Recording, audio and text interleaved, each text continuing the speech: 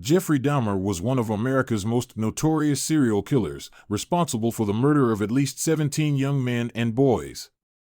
His crimes were particularly gruesome and shocking, involving rape, dismemberment, and even cannibalism.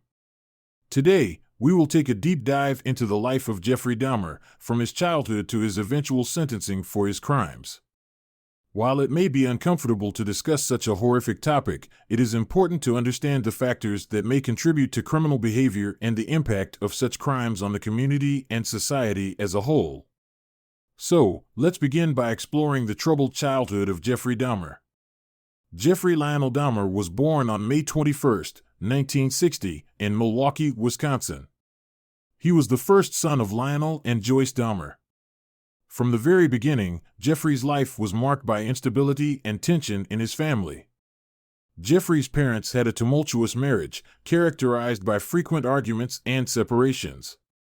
His mother, Joyce, suffered from mental illness and was prone to angry outbursts and erratic behavior. Jeffrey's father, Lionel, was a chemist who often worked long hours and was often absent from home. As a child, Jeffrey was described as a quiet and introverted boy who struggled to make friends. He also showed signs of deviant behavior, including an early fascination with collecting dead animals and an incident in which he impaled the head of a dog on a stake. Despite these warning signs, Jeffrey's parents did not seek professional help for him and instead focused on their own marital problems. This lack of intervention may have contributed to the escalation of Jeffrey's behavior and his later criminal acts. As Jeffrey grew older, his parents' marriage continued to deteriorate, and they eventually divorced when he was 18 years old. This left Jeffrey feeling even more isolated and alone, paving the way for his eventual descent into alcoholism, drug use, and horrific acts of violence. In the next section, we will explore Jeffrey's teenage years and the early signs of his criminal behavior. Jeffrey Dahmer's teenage years were marked by increasing isolation, alcohol abuse, and troubling behavior. As a high school student, he was an outcast and struggled to make friends. He also began to drink heavily, often alone, as a way to cope with his loneliness and feelings of inadequacy. During this time, Jeffrey also began to display increasingly deviant behavior. He became fascinated with dissection and began to collect animal bones and roadkill, which he kept in jars in his bedroom. He also engaged in exhibitionism and would expose himself to joggers and other passers-by. Despite these warning signs, Jeffrey's parents continued to be absent and did not intervene in his behavior.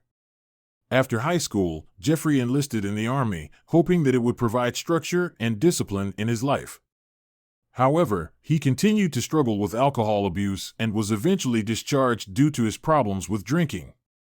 After his discharge from the Army, Jeffrey moved to Florida to live with his grandmother, but he continued to struggle with alcohol abuse and a sense of aimlessness. He eventually returned to Wisconsin and began working at a chocolate factory. It was during this time that Jeffrey committed his first murder. In 1978, he picked up a hitchhiker named Stephen Hicks, took him back to his parents' house, and bludgeoned him to death. He dismembered Hicks' body and scattered the remains in the woods. This murder would be the first in a long string of horrific crimes committed by Jeffrey Dahmer. In the next section, we will explore the timeline of his murders and the disturbing details of his crimes. Between 1978 and 1991, Jeffrey Dahmer committed at least 17 murders, most of which involved young men and boys.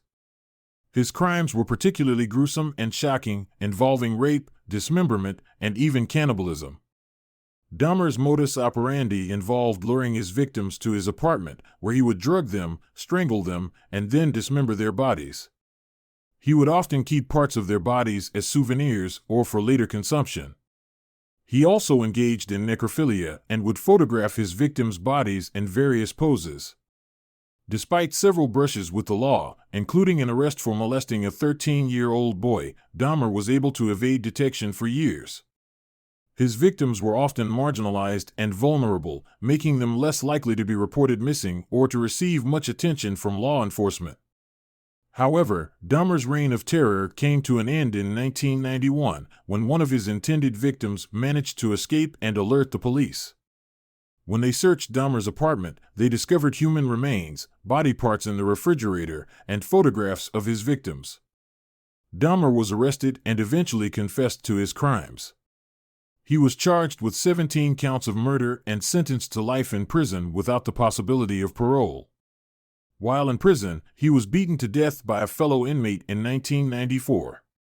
The impact of Dahmer's crimes on the families of his victims and the community as a whole cannot be overstated. His crimes were particularly heinous and have left a lasting legacy of trauma and pain. Thank you for watching the video. Please like and subscribe for more videos like this.